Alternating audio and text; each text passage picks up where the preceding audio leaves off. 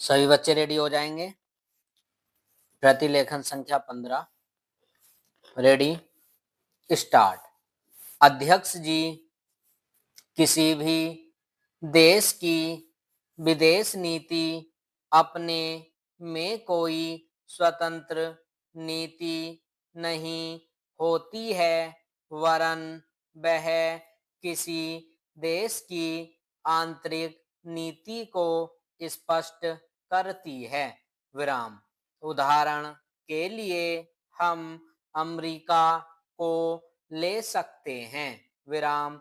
उसने अपने यहाँ अधिक अन्न पैदा किया और जब उसके पास अनाज फालतू बच गया, तब वह अपने बकाया अनाज की बिक्री के लिए ऐसे देशों की तलाश करने लगा जो उधार पर माल ले सकते हों। विराम।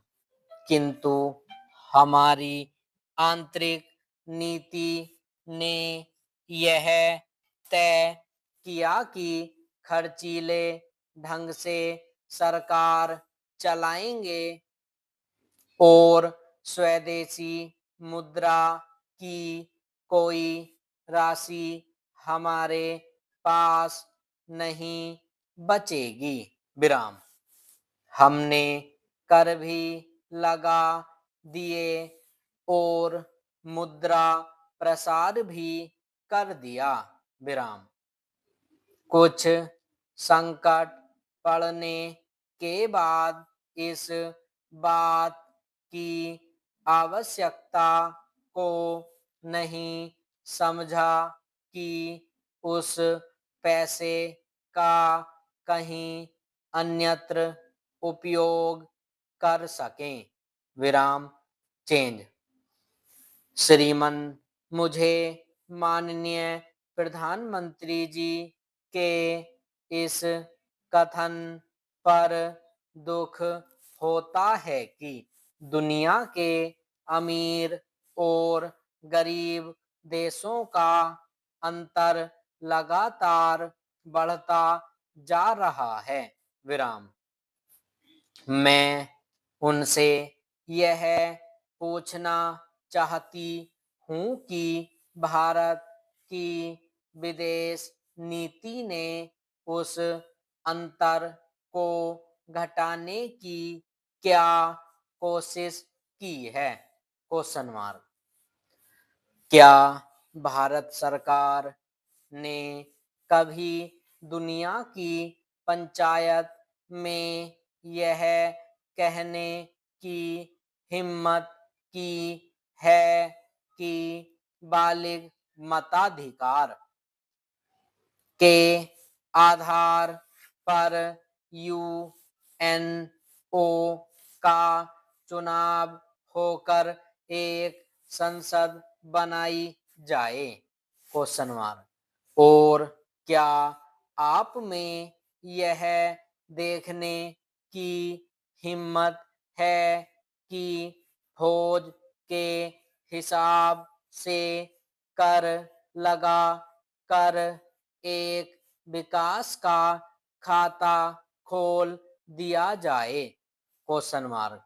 जो देश विकसित हैं उनके मजदूरों का 1 घंटा हमारे देश के मजदूरों के 100 घंटों के बराबर माना जाता है, क्योंकि उनके पास साधन हैं। विराम। इसीलिए यह अंतर और भी बढ़ता चला जा रहा है। विराम। किसी देश के अंदर आंतरिक नीति में अमीरी और गरीबी का अंतर बढ़ता चला जा रहा हो और वह दुनिया के देशों में विद्यमान अमीरी और गरीबी के इस अभिशाप को समाप्त करेगा। यह समझ में आने वाली बात नहीं है। विराम चेंज। अब मैं आपका ध्यान एक और बात की ओर दिलाना चाहती हूँ। विराम पूर्वी जर्मनी को मान्यता देते हमें परेशानी होती है, इसलिए कि शायद पश्चिमी जर्मनी को बुरा लगे, लेकिन पश्चिमी जर्मनी ने तो अपनी रक्षा का भार दूसरों पर छोड़ दिया है। विराम उसने अपनी पूरी शक्ति इस बात पर लगा दी है कि अधिक से अधिक उत्पादन किया जाए। Question mark. आपने जो समय दिया उसके लिए मैं आभार प्रदर्शन करता हूँ और आपका धन्यवाद करता हूँ। विराम स्टॉप।